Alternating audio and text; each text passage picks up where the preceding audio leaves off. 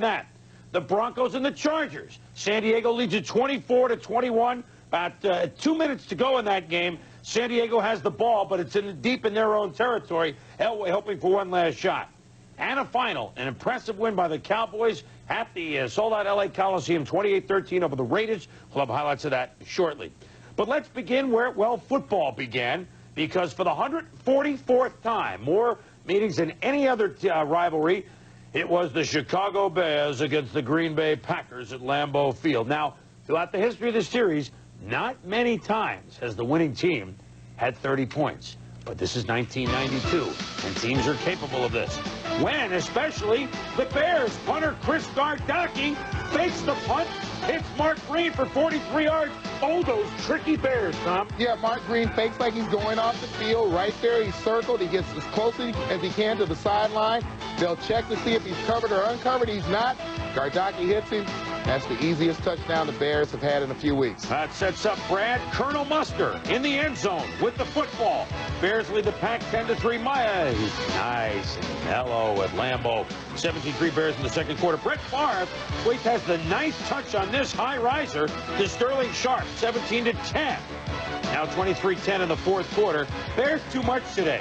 Darren Lewis, the inside handoff, makes a nice cut. And look at him go. Number 50, Johnny Holland. Forget it. Touchdown. 30-10 Bears. Mike Holmgren wanted to beat their rival Chicago, but he couldn't do it. Now, a very scary moment. Linebacker Brian Noble of the Pack injured himself trying to tackle Brad Muster. Left the game, was immobile on a stretcher, but X-rays negative. We'll have an MRI later to determine whether his spinal cord was bruised. But the legs are moving, appeared to be a back contusion. Not as bad as it looked. That's the good news. Harbaugh ties a club record, 13 straight completions, tying the mark of Rudy Bukic. Chicago all over the Pack, 30-10. Elsewhere in the NFC Central, the Lions and the Buccaneers. Wayne Fontes pulling out the Union Jack to try and change the luck of the division leaders last year, the division trailers this year. Rodney Peete to Herman Moore. He's a big receiver, and he's a big player. And then Darrell Fullington and Roderick Green, what, Tom? Yeah, key to the play was getting Rodney Peete time to throw. That's bad tackling, no, Chris. 14-10, the Lions lead. And the block by Barry. You watch Barry step up, gets the block. Right there, gives Rodney Peete a little bit extra room to step back and throw the pass. Well, Vinny Testaverde started out well this year, but today at the Big Sombrero, Vinny was, well, he was the Vinny that we've seen sometimes. He was the Vinny that we've seen sometimes. He was who? He was Vinny. No, he was Benny. That was Benny Blades. Picked off the pass. He was benched. The Bird came in. Bucks pulled the 21-7, but Mel Gray was Mel Gray. Look at him pick up the kickoff, and he just could go all the way. But he doesn't. Knocked out of bounds, sets up a field goal, 24-7 Detroit. Then in the third quarter, Barry was finally Barry. And once he gets to the outside, you know, again, people say, well, not real fast. Just fast enough to get to the end zone. 122 yards. It's been a long time coming for Barry. Hadn't done that since week 1. 400 yards total offense for Detroit. As the Buccaneers, good start in those orange pants. Now going up in smoke as the Lions win for only the second time this year. 38-7. And Barry Sanders, it was sweetness watching him again. Begins because Rick Venturi doesn't want to take any chances and necessarily blitz Marino all out, but he can't continue to go solely man for man with the full wide receiver package because he knows that Marino can pick that apart. Second and 10.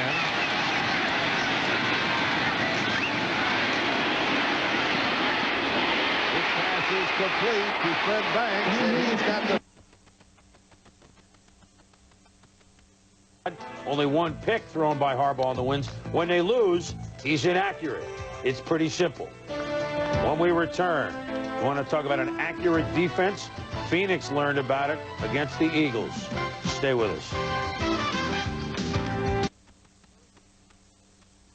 Williams, the second-year man, with the interception. Looks like he might take it all the way until he runs into Herschel Walker and the official. Right there at the 3. The Eagles, great against the run, stop them on 7 straight plays inside the 3. There were 3 offside penalties on the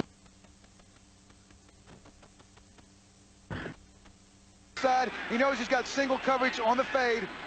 Throws it in there for the touch. And an excellent catch by Galbraith. 2 timeouts left for the New England.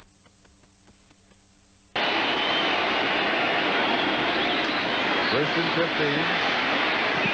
And it is incomplete.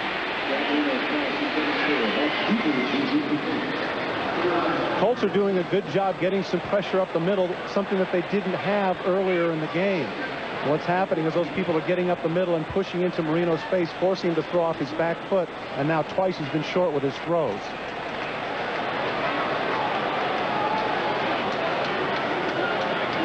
Second down and 15. 57 seconds left.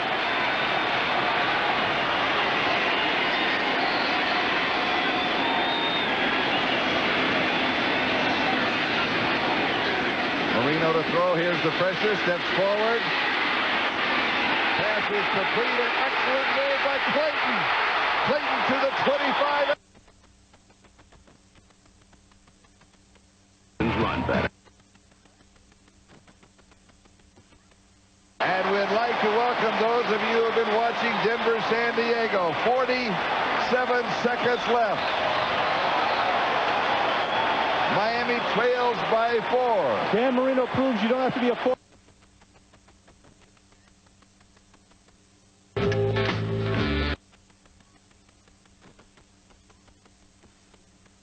Gets it down to the 25-yard line.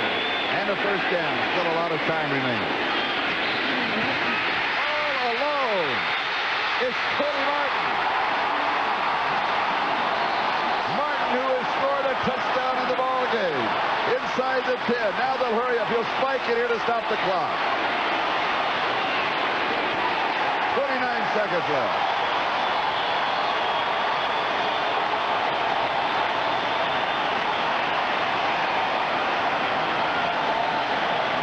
The play the Dolphins have been using all day, the inside receiver is going to cut up in this direction, and the receiver comes underneath him on the slant route, and as a result, just too far off. Watch underneath. Tony Starr just playing way too far off there, and the missed tackle enables the Dolphins to have the ball now at the 8-yard line with 29 seconds remaining.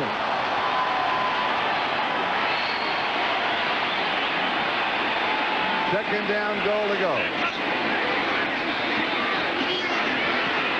Incomplete. It'll be third down and goal to go. And again, the margin is 4 points. 24. Stretches out, gets the first down, and he was down before that ball came out. And that led to a Lorenzo White 1-yard touchdown run. 17-10 Oilers in the fourth. Moon pump fakes. Hits Webster, Slaughter. A 36-yard touchdown strike. 24-10 Oilers. Moon 27 of 40. 342 yards, 1 interception, and 2 touchdowns. Not as good a day for Boomer. Low snap is fumbled. He takes it out of the end zone for the safety. Yeah, he's a little bit perturbed. And the Oilers hang the Bengals again, 26-10. The Bengals' only touchdown, a 17-yard toss from Boomer to Brian Brennan. The 5th loss in a row for the Bengals and their 8th consecutive setback in the Astrodome. The Oilers now 5-2. Let's see, the Seahawks have finally scored a touchdown again, making their first appearance at Giant Stadium in 3 years. And Giant fans, I think they're a little bit confused where they are. Not Atlanta, guys. 20 seconds left in the first half. Stan Gelbaugh gets hit by Keith Hamilton. He fumbles. Leonard Marshall kicks it. James Jones, he can't hold on to it. Eric Howard finally recovers it inside Seattle's 10. But Ray Hanley and the Giants have to settle for a Matt Barr field goal. 6-3 at the half. Giants opening kickoff of the second half. Joey Smith gets hit by Malcolm Frank, forcing a fumble that the Seahawks recover. Seattle takes advantage. Gelbaugh finds Tommy Kane in the back of the end zone. A 13-yard strike. The first Seattle touchdown in 14 quarters. All of a sudden, the Giants come back. Yeah, he takes it in himself from 7 yards out. More Haas. He finds Ed McCaffrey in the corner of the end zone. A short 7-yard touchdown strike. 20-10. Haas completed 5 of 9 for 94 yards. Yeah, is that a smile from Ray Hanley? You saw it here first. 23-10 is the final.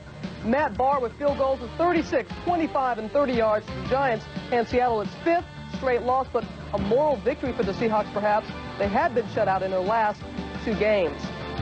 The Seahawks, well, they could be on a record pace, not a record they would like to attain.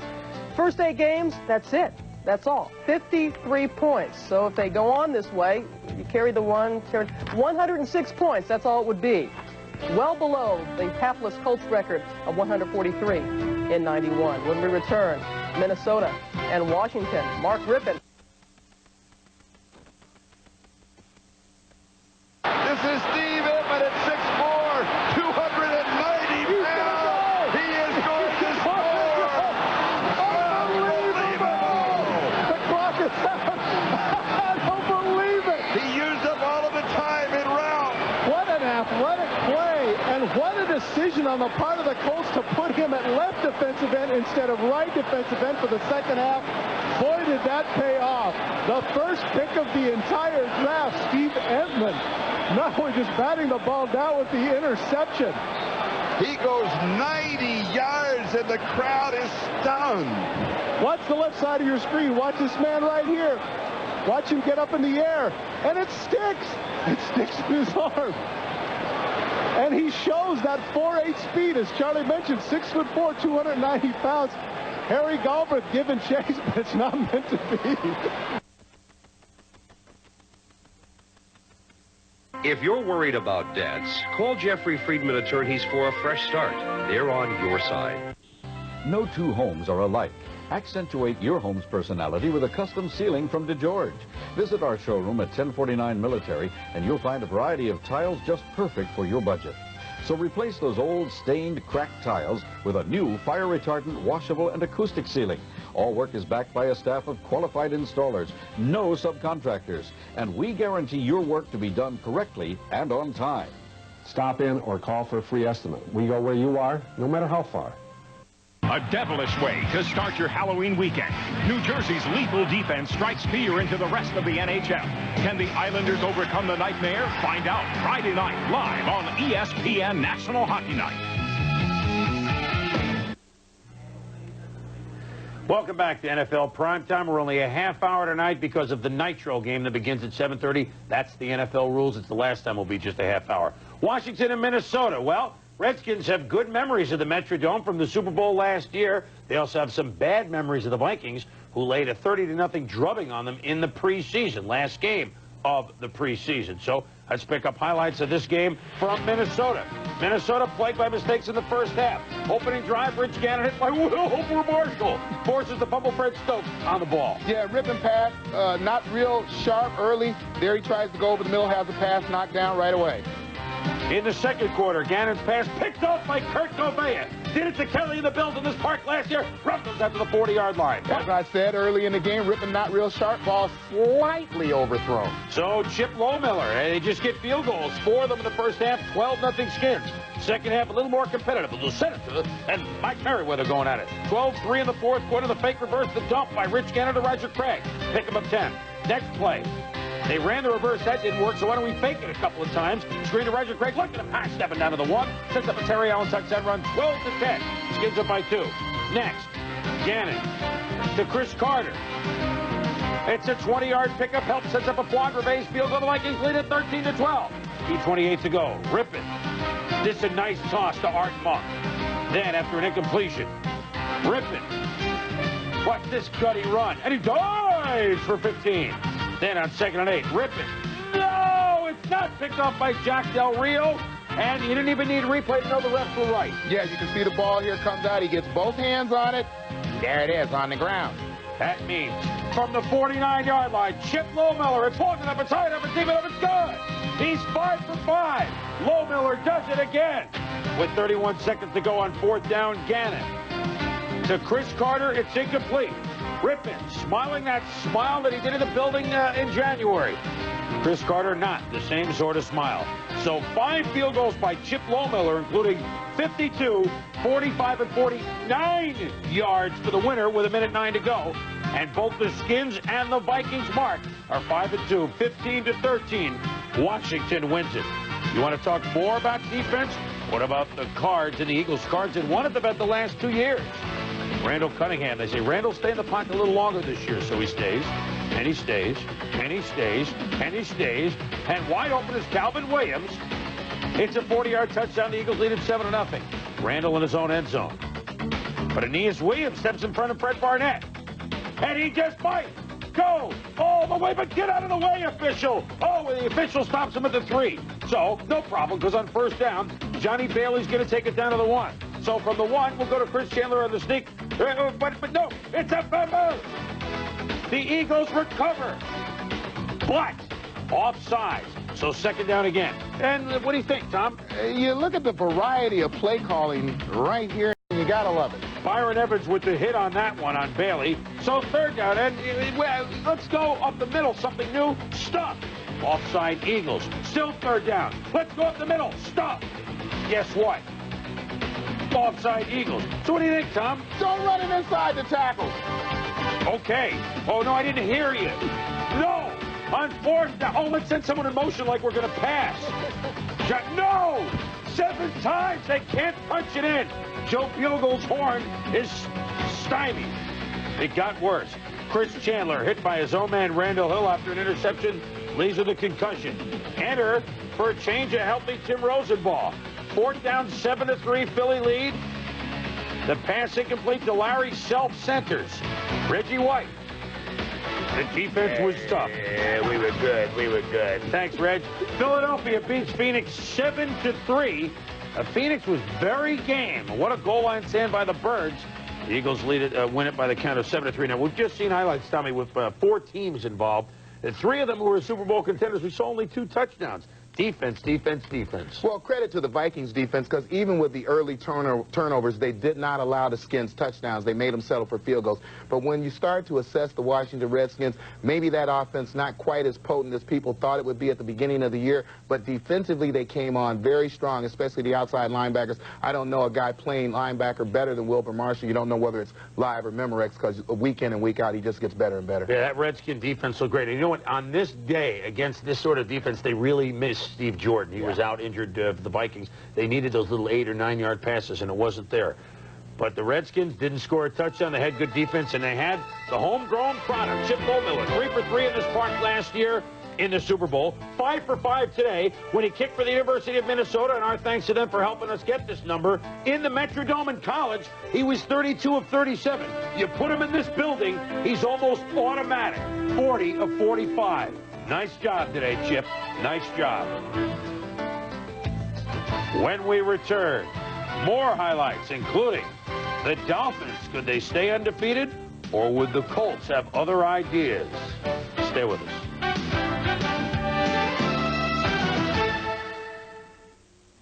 Where to find the Mountain Man. A mountain man can often be found on the trail of adventure, in search of remote watering holes, or weathering harsh climates. Most often, however, you'll find the mountain man wherever you find smooth bush beer or easy drinking bush light. So, head for the mountains and find yourself in the wide, open world of the mountain man. Because of the way our power tape fits your hand, you could do this all day long. The Series 2000 from Lufkin. These fans are warming up for the Super Bowl. They think they're a shoo-in to win Cooper Tools' free trip for 4. But every one who enters has an equal chance. Sign up where Cooper Tools are sold, and may the best team win. The final lap of the race to the White House. Presidents have always brought to office their love of sports. Outside the Lines looks at the first pitch and the deep patterns. All the President's games, Tuesday on ESPN. Welcome back to NFL Primetime. The 5-2 Broncos and the 2-4 Chargers. A mismatch, right? Well, I'll tell you what, the Murph has been a traditional stumbling block for the Denver Broncos. 2-minute drill. Well, it's not the end of the game, but it's the end of the first half. And with San Diego up 7-0, John Elway says, we need action. And, oh, let me tell you about Mark Jackson. 22-yard completion. Next play. Oh, let me tell you about Mark Jackson. Zip. 32-yard touchdown. Assistant coach Raymond Berry congratulates John Elway as the game is tied 7-all at the half. 14-7 San Diego in the third quarter. Elway gets picked off by his nemesis, Gil Byrd. 8th career interception in 22 games against Elway, dating back to college when Bird was at San Jose State and Elway was at Stanford. Chargers take advantage. San Humphries. The tight end Derek Walker, 27 yards. The Lightning Bolts roll to a 21-7 lead. Gilbert says, I can get 2. And guess what? Tipped by Carrington. Gilbert does get 2. Unbelievable. The Broncos should give away the whole team just to acquire Gilbert. The Broncos close to 24-21, 3 minutes to go. But this pass to Mark Jackson picked up by Anthony Blaylock. No miracle this time for Elway. Dan Reeves argues to no avail. And the Chargers run out the clock. The Lightning Bolts have won 3 in a row. Denver falls to 5-3. San Diego wins it by the count of 24-21. And in their 3 road losses, the Broncos 1-3 on the road. 88-24. The Broncos have been outscored in their 3 road losses. Colts and the Dolphins. Once upon a time, Don Shula Colts. The Colts. Could his old team come back to haunt him? Well, on the flea flicker, Dan Marino, Mark Hicks, Marino, it's Mark Duper. Super Duper, 49 yards, 14-7 Miami. Same score later in the 3rd. Clarence Verdant takes the punt. He busts up the middle. And I'll tell you what, he just might go all the way for a touchdown. The game is tied at 14-all. Colts take a lead. 17-14. Marino to Tony Martin. Caps off a 78-yard drive. Here's the extra point. Miami up 20-17. Colts come right back. Under 2 minutes to go. 3rd and goal. Jeff Boyd George into the end zone. Touchdown, 24-20. But the Dolphins come back against Marcia Broda's Colts on 4th and goal. Marino. He's picked off by Steve Emtman. And he goes rumbling, bumbling, stumbling, fumbling. Where are all these fast guys on the Dolphins? Touchdown.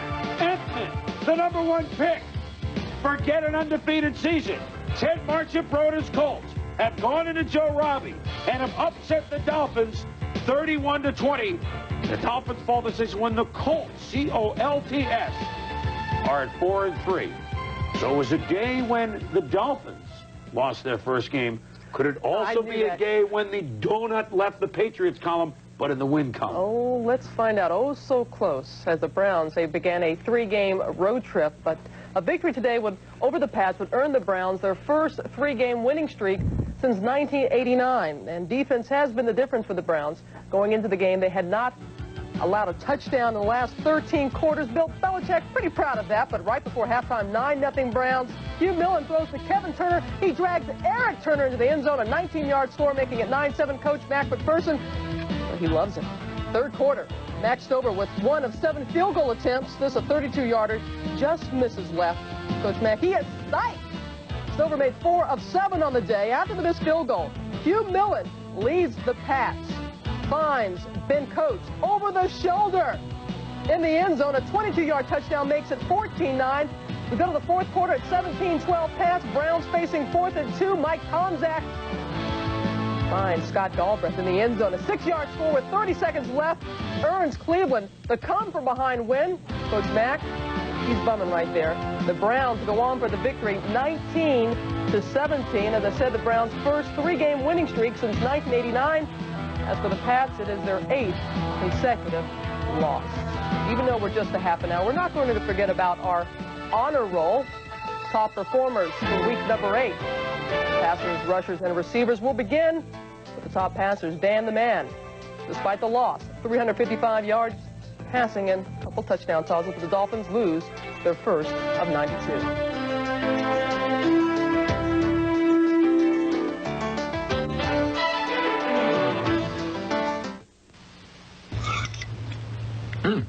This is good. Mm-hmm. It's even good for you. It's really terrific. What is it? It's really good for you. Yeah. What is it? Tofu. Tofu? I hate tofu. Are you sure this is tofu? I was already late for my meeting when my flight landed. Lucky for me, someone left a courtesy car. I had to get the $1 rent-a-car fast. I knew they were right on the airport, which low rates. Welcome to Dollar. Hello, I have a car rental reservation. No problem. I'll just punch it up on the computer. Dollar Rent-A-Car is right on the airport, right on the money, with unlimited mileage and locations worldwide. Call your travel consultant or Dollar at 1-800-800-4000. Colorado meets Nebraska in a game that could determine the Big 8 championship. And national title contender Miami hunts down West Virginia. College football on ESPN in a class by itself.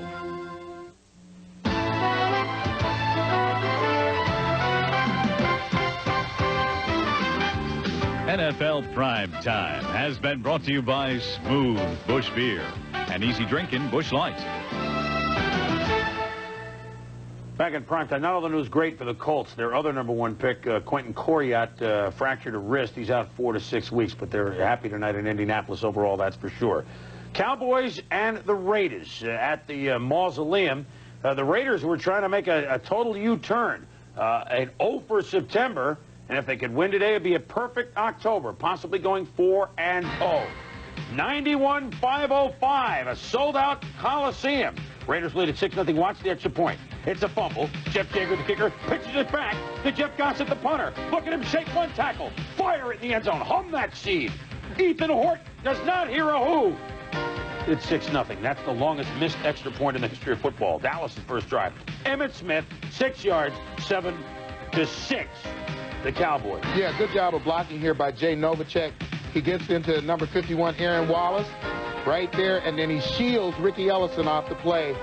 Gives him a clean way to the end zone. That's your score at the half. Early second half, Todd Marinovich had trouble throwing today except right here to Willie Gall. 31 yards.